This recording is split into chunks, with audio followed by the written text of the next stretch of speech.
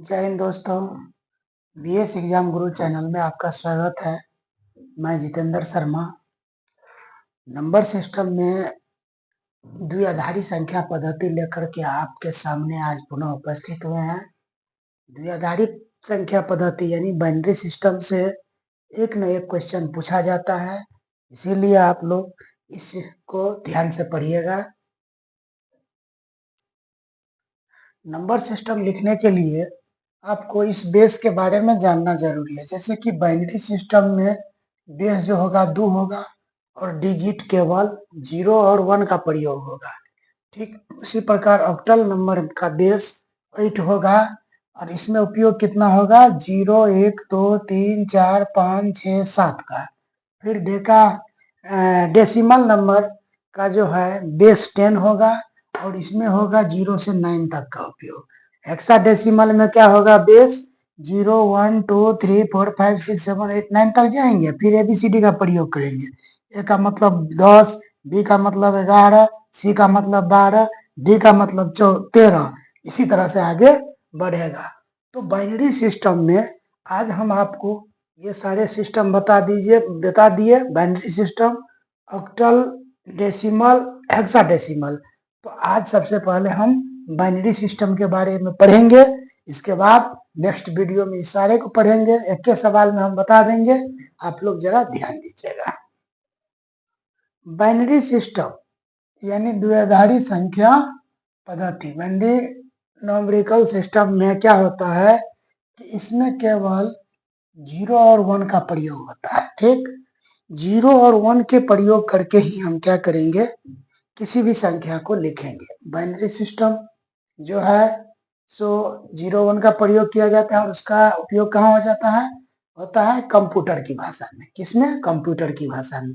किसी भी कंप्यूटर की भाषा में को हम किसमें व्यक्त कर सकते हैं, बाइनरी सिस्टम में। तो कैसे व्यक्त करेंगे, कैसे हम बाइनरी सिस्टम से डेसिमल में बदलेंगे, डेसिमल से बाइनरी में, आज हम बताएंगे। आप ध्यान दीजिएगा। जैसे कि सवाल है 169 के बेस में 10 है और यहाँ पे 2 है। इसका कहने का मतलब हो गया कि इसको हम बाइनरी में बदलेंगे। कैसे बदलेंगे, ध्यान दीजिए। सबसे पहले 169 लिखेंगे और बाइनरी का बेस 2 होता है, 2 से भाग दीजिए।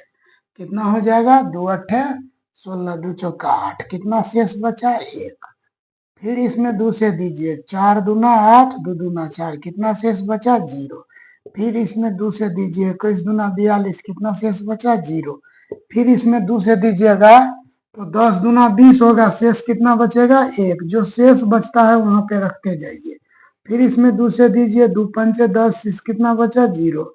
फिर इसमें 2 से दीजिए, 2 दूना 4, शेष कितना बचा 1। ठीक अब जो है सो 2 से दीजिएगा तो 2 का 2 और शेष कितना बच गया 0 हो गया। अब ऐसे करने के बाद आप क्या करिएगा, नीचे से पकड़िएगा और ऊपर की ओर लिख दीजिएगा। तो कैसे लिखिएगा, तो इसका जो हो जाएगा 1 0 1 0 1, फिर 2 0 और 1 इसमें डाल दीजिएगा, यानी 2 लटका के। यही हो गया इसका आंसर। 669 डेसिमल नंबर को हम बाइनरी में लिखेंगे तो ये आएगा। समझ गए, नेक्स्ट एग्जाम्पल में और अच्छा से क्लियर हो जाएगा। जैसे कि है अगला सवाल, 14 को द्विआधारी अंकन पद्धति में निरूपित करें। ये 2021 एएलपी में पूछा हुआ सवाल है। ठीक तो आप ध्यान दीजिएगा।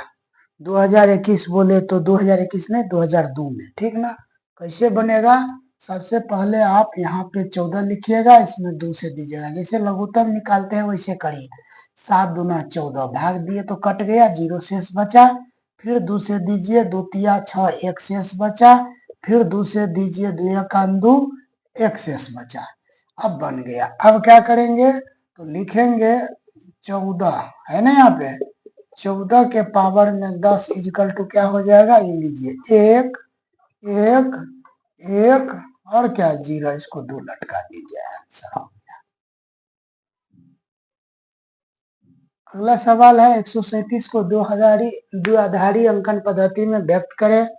फिर 137 लेंगे दो से देंगे 2 छक्के 12, 1 पर 7 हो गया, 2 अट्ठे 16, 1 शेष बच गया। फिर 2 से देंगे 2 तिया 6, 2 चौका 8, 0 शेष बच गया। फिर 2 से देंगे 17 दूना 34, 0 शेष बच गया। फिर 2 से देंगे 2 अट्ठे 16, 1 शेष बच जाएगा।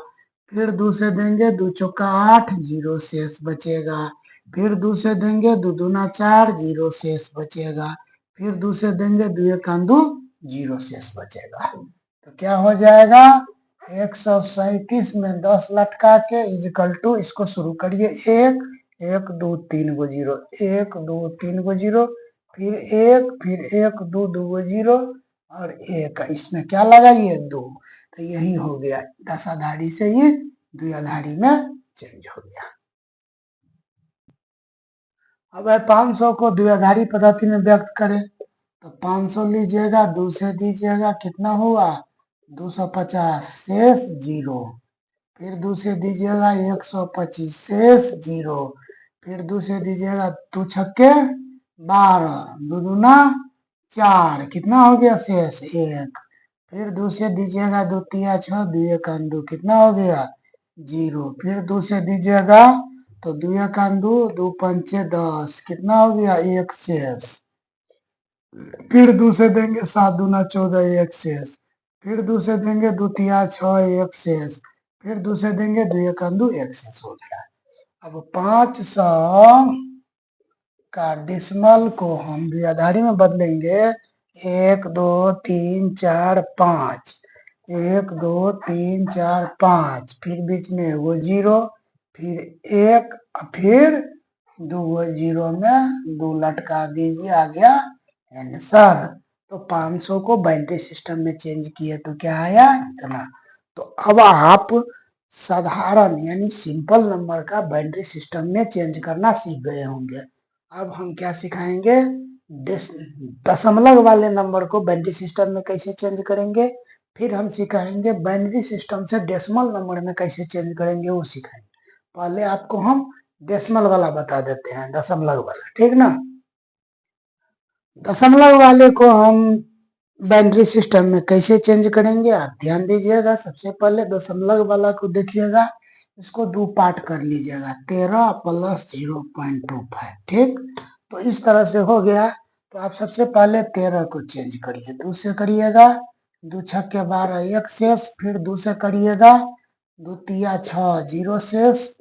फिर 2 से करिएगा, 2 एक 2, 1 शेष, ठीक, 2 एक 2 और 1 शेष। तो इसका क्या आ गया, इसका आ गया आपको 1 1 0 1, ठीक। और यहाँ दशमलव लगाइए, ठीक। अब हमको क्या करना है, इसको पकड़ना है 0.25 को इसमें 2 से गुना करिए, कितना हो गया 0.25 को अगर हम 2 से गुना करते हैं तो 25 दूना 50, ये आ गया। फिर इस 50 में 0.5 में 2 से गुना करते हैं तो कितना आएगा 100, तो 0 आ गया, देखिए 1 आ गया। अब हम कैसे लिखेंगे इसको, तो इसको लिखते थे नीचे से, इसको लिखेंगे ऊपर से नीचे, 0.12 लटका के, यानी 13.25 का डेसिमल नंबर में चेंज करेंगे, यानी ये हो गया क्या द्विआधारी, दशमलव पर 10 आधारी, और 10 आधारी को द्विआधारी में हम चेंज करेंगे तो क्या आएगा 1 1 0 1.01, इसमें क्या 2 लटका के, यही हो गया इसका आंसर। तो दशमलव वाला में क्या करना है, दशमलव के 2 पार्ट कर देना है, 2 पार्ट करने के बाद इसको तो ऐसे एलसीएम विधि से निकाल लेना है, लेकिन इधर वाला पार्ट में दशमलव के बाद वाला पार्ट को गुना करके बनाना है, समझ गए। अगला है 47.625 को द्विआधारी अंकन पद्धति में निरूपण करना है।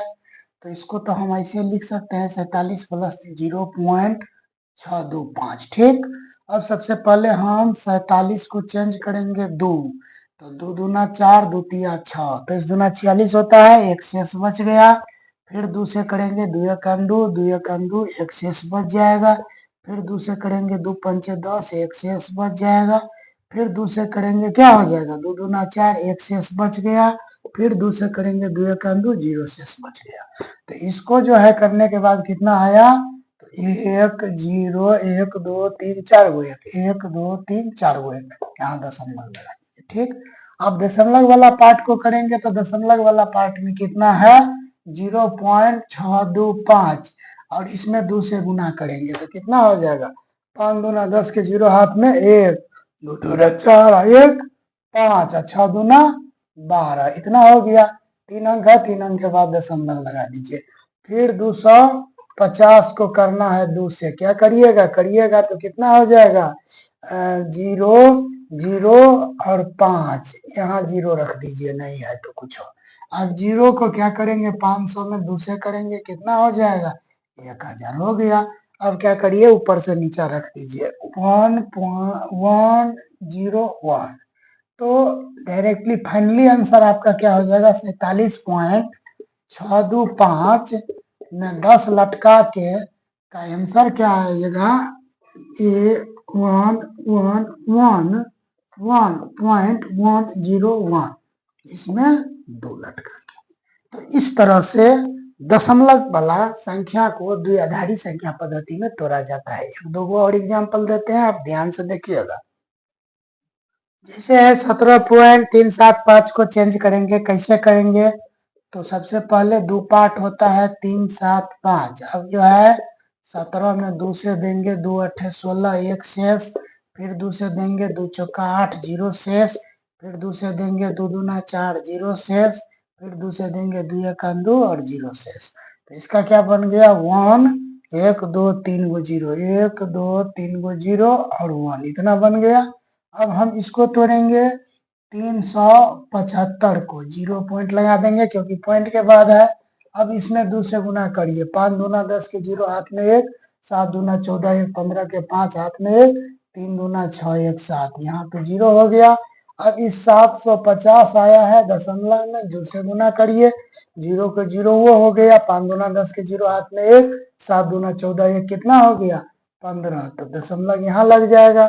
अब दशमलव के बाद वाला जो है उसको गुना करिए फिर 2 से, तो कितना हो गया 1000, 3 अंक के बाद दशमलव ऊपर से नीचा लिख दीजिए, तो कितना हो जाएगा यहाँ पे जो है 1 1 2 3 1 2 3 1 पॉइंट क्या हो जाएगा तो 1 0 हो जाएगा 0 1 1, इसमें कितना 2 लटका के फाइनली आंसर हो जाएगा 17.375 में 17.375 में 10 लटका कर जो है 1 2 3 वो 0 आ गया, 1.011 में 2 लटका के। तो अब आप अच्छा तरीका से दशमलव वाला और बिना दशमलव वाला को द्विआधारी संख्या में बदलना सीख गए होंगे। अब नेक्स्ट वीडियो में हम ये सिखाएंगे कि द्विआधारी संख्या को दशाधारी में कैसे बदला जाता है। तब तक के लिए जय हिंद जय भारत।